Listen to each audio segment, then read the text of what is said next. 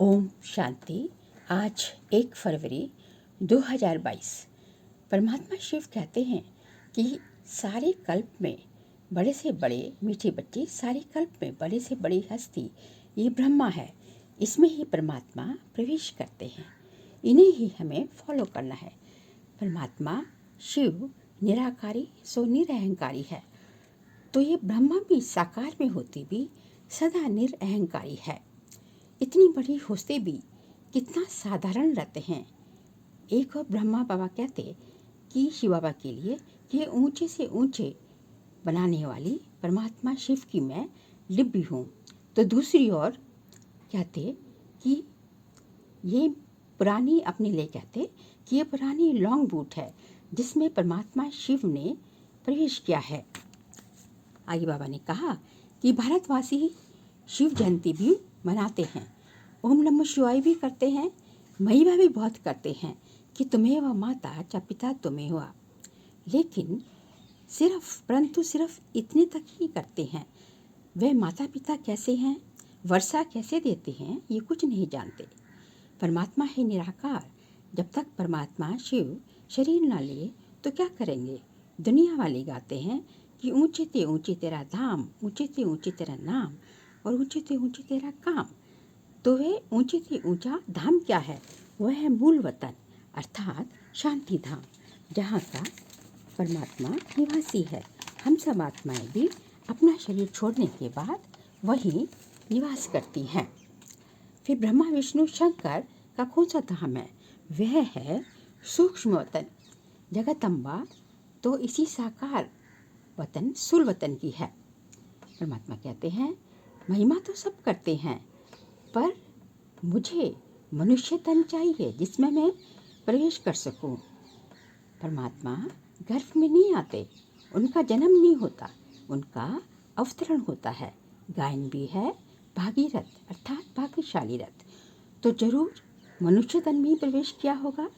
परमपिता परमात्मा ब्रह्मा द्वारा ही मनुष्य सृष्टि की रचना करते हैं।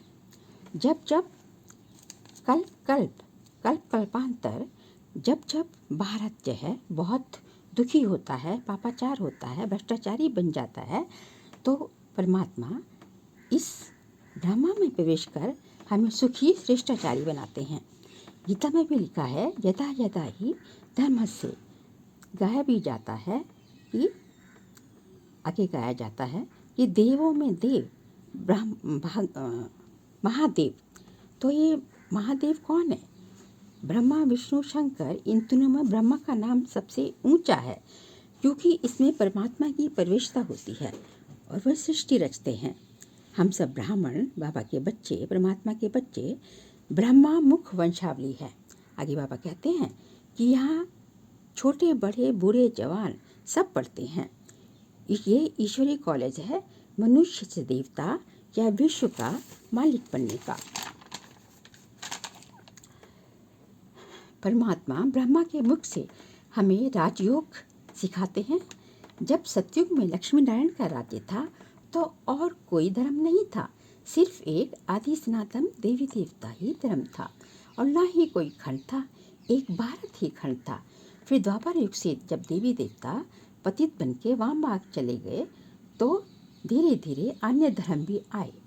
सतयुग त्रेता में भारत को शिवालय कहा जाता है, जहाँ पीस, प्योरिटी, प्रॉस्पेरिटी थी।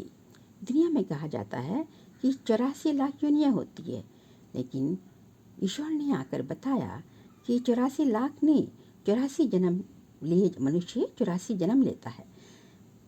परमात्मा कहते हैं कि मैं तुम्हें वेदों शास्त्रों का सार समझाता हूँ, साथ साथ राजयोग भी सिखाता हूँ और रचयिता और रचना के आदि मध्य अंत का राज भी समझाता हूँ।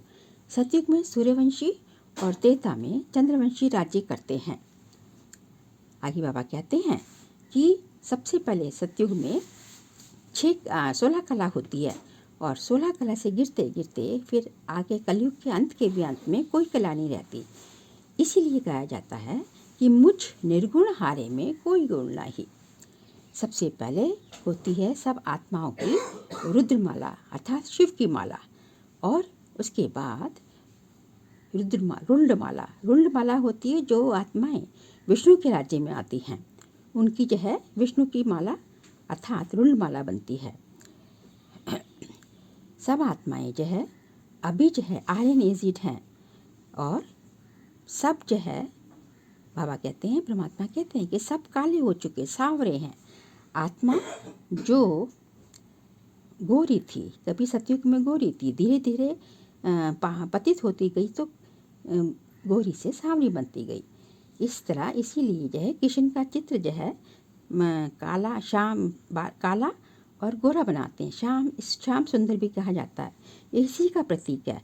पर एक कृष्ण की बात नहीं है, हम सब श्याम सुंदर है, हम सब जो है सुंदर से श्याम बनते हैं।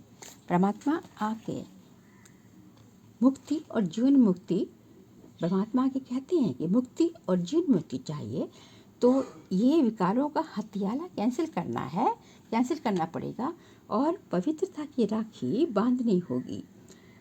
आगे बाबा ने कहा कि कलयुग की स्थापना तो कभी होती नहीं, बाबा आके परमात्मा आके जो है सतयुग की स्थापना करते हैं और सतयुग ही फिर बाद में कलयुग में परिवर्तन होता है।